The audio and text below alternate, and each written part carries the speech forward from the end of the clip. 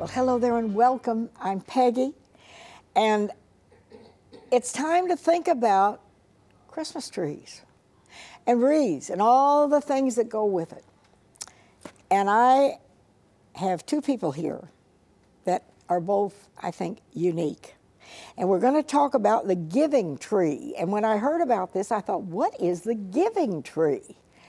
Well, we're going to find out. And it's a wonderful story, and it's here for all of us. And if you haven't bought your Christmas tree, this is the answer. And if you have bought it, maybe you can go get another one, okay?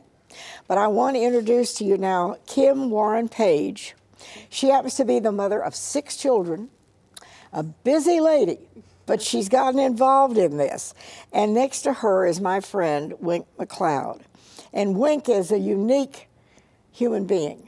And she has started schools in Africa, and now you even have a hospital in Africa. We do. God bless you. And this that we're going to talk about today is the giving tree.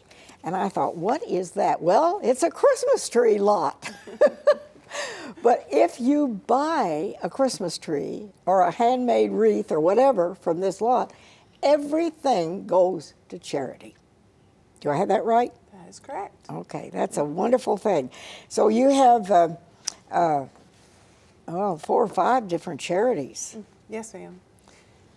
We decided that we wanted to be sure that it was truly the giving tree, that we were giving back to the community. And so we chose different charities to represent different parts of the community, as well as internationally through Maggie's School.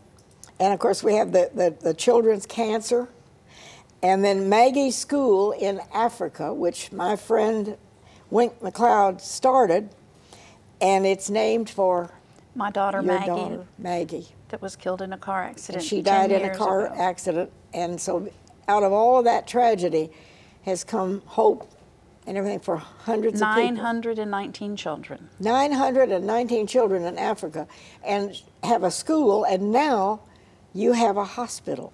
The government put a hospital in for us because we are 4 hours into the desert from the nearest town.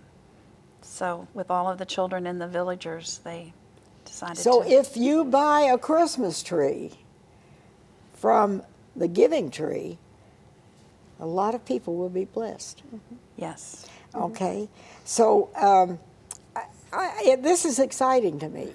It really is. And you're having hot chocolate and carolers. Yes. And you're going to have handmade, homemade wreaths. Yes, ma'am.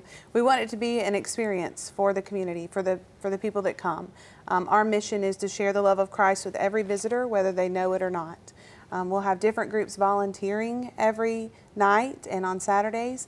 As a group, we have different mission teams. We have different churches that will be volunteering and different groups. And so when the people come to purchase their Christmas tree or wreath, we just want them to have a wonderful experience. We want to be the top of the list family tradition in Greenville, that their families participate in Giving Tree and they purchase their tree and wreath through Giving Tree. Now, this is brand new for us, isn't it? This is brand new for Greenville, yes. The Giving Tree, this is the first year. Yes, ma'am. Mm-hmm. And you want it to be a success. So We you're going to have all kinds of trees, all sizes and shapes. Yes, ma'am. We're selling Fraser fir trees, and we'll have all sizes, all heights of trees. And when you come, we'll have complimentary hot chocolate and peppermints. You'll be greeted. And then on Saturdays, we feature a different activity. So one Saturday we'll have a live nativity scene. One Saturday we'll have carolers. One Saturday, Kelly and Spencer Zook from Marathon Community Church will be singing. And our last Saturday night, we're having s'mores for the community. So you can come and have a s'more by several fireplaces that we'll have there, and hang out with us as we close down the lot the last Saturday. You know, this is exciting. This is something very special. And this place is, this Giving Tree lot is on Mills Avenue, right? Yes, ma'am. In downtown Greenville. Tell us exactly where it is. So we're very close to the Greenville Hospital System. We're on Mills Avenue, right across from Hardee's. Okay. On Mills, right next to the Mills Loft. And it's called the Giving Tree Christmas Tree Lot. Yes. So this is the first, and hopefully it's going to continue year after year. But anytime you buy a wreath a Christmas tree, whatever, the money all goes to charity. Yes, ma'am. Okay, now Maggie, I know you. And Maggie has, out of great tragedy, she has started some unbelievable experiences in Africa, a school, a hospital. Yeah. The school has grown. It's now, we started it in 2008, and I'll be going back this June to see it again. But we have 9 teachers. We have a working farm. We put solar power in this year, and now it is an oasis in the desert because it lights up at night. We are going to do a recreational center in the next year so the children can actually have some activities that are structured, like basketball and things like that. They are receiving a Christian education. And then we put in, I did not put in the hospital, but the government did. They're very... So the government picked up on all that you've done and they said, okay, here we are, let's do something else. One of the reasons that they've picked up on Maggie's school is our grades are so high in government testing. Oh, really? We excel into the top third of the country because our children really want to learn. They're just so blessed. They feel blessed to have an education because before they had nothing. And most of the girls were married between the ages of 9 and 11. And now if you read letters from them, they'll say, I'm not married, I'm being educated. And once a girl is being educated, she doesn't have to be given away as a bride. Where is this in Africa? We are in Kenya, in the northwest corner near South Sudan. We're 24 hours outside of Nairobi. So when we go, it's 10,000 miles to Nairobi, and then it's another 24 hours up to the school. And you'll be going back? I'm going back in June. Yes. It's an amazing story. Yes. And your daughter, Maggie, my Maggie, daughter, was killed. She was killed at the age of 19. She had attended Christ Church School, had just graduated in June, and was going to the University of South Carolina, and died in a one-car accident late that night, saying her last goodbyes before we were to take her to college the next day. And I had given her wings. I just didn't know that she wouldn't, make it to college. And and you at that point in your life had never dreamed of having a hospital or a school for anybody. No. I have to say that God has worked through me through a tragedy. And the Bible tells us, and my pastor tells us, that He works through great tragedies and pain. And I allowed Him to do that because I just knew that He was not done with me yet, but that He was done with Maggie, and that I needed to do what He wanted me to do. So now Maggie's school exists in Africa, a hospital.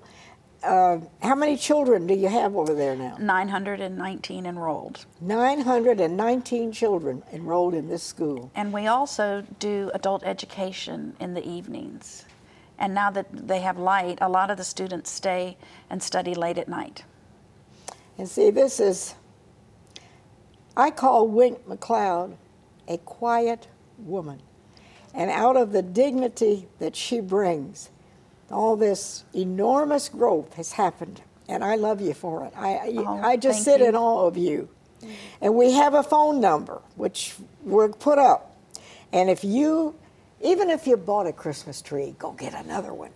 And go down there on Mills Avenue, have some hot chocolate, listen to the carolers, and you're uplifted.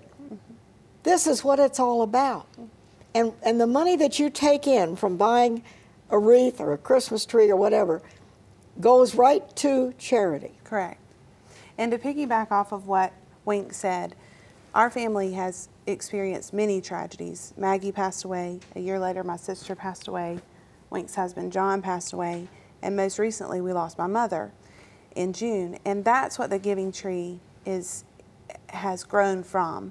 From that tragedy, our family, whenever something like this happens, we band together, we make sure that we move His kingdom, and we do the best we can with something that is not so great at the beginning.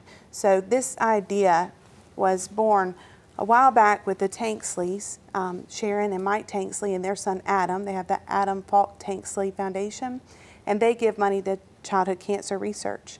and they have a lot in Charlotte, and they moved to Greenville. And we were talking and just thought it was a great idea for Greenville to have a charity. So there was tree something lot. like this in Charlotte, but we never had it in Greenville. Correct. And they moved here and just thought it was a great idea to bring it to Greenville. And I thought it was a great idea too. However, as you stated earlier, I have 6 children. It's 6 children. How do you have time to sell Christmas trees? And that is exactly what I said. I said, I just don't have time. So we didn't do it last year, and I wasn't planning on doing it this year. But when my mother passed away, Christmas was her favorite time of year. I always knew it was Christmas when you walked into Mother's house and there was Christmas everywhere. There was not a spot without Christmas.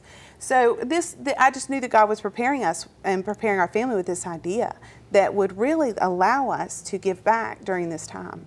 So that's how Giving Tree came about. Okay, now it's open at night or during the day, or what? Tell us. Okay, it's we open all day Black Friday, so we'll be there 9 to 8 o'clock. That's the day after Thanksgiving. Yes, ma'am. It opens. It opens. And please come out and see us. We'll have the trees ready and we'll be ready for you. And that's all day on Friday. And then Saturday, same thing. We're open Saturdays 9 to 8. We're not open on Sundays. Okay. And then on Monday through Friday, we're open from 4 to 8. Okay. In the evenings, so you can come by and see us. And you'll have, this takes a lot of planning. I mean, you have carolers coming, and well, that's a tremendous opportunity for people to come and just have a little Christmas cheer. Well, when I felt led to go ahead and open the Giving Tree in Greenville this year, I went to my church, and they had 100% support of Giving Tree and helping me. And Marathon Community Church has just lifted us up and helped us in so many different ways. In addition to my mother's friends have been very helpful. The community has been helpful. There's not anyone that I don't speak to that is not excited and just has a positive attitude about it. I have people dropping off hot chocolate cups on my front porch.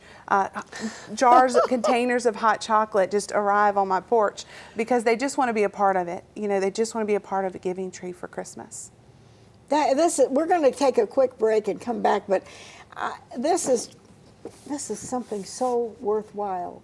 And take your kids and go and have a cup of hot chocolate and listen to the carolers. And maybe even if you have a tree, you might find you can buy another little one. We'll be right back.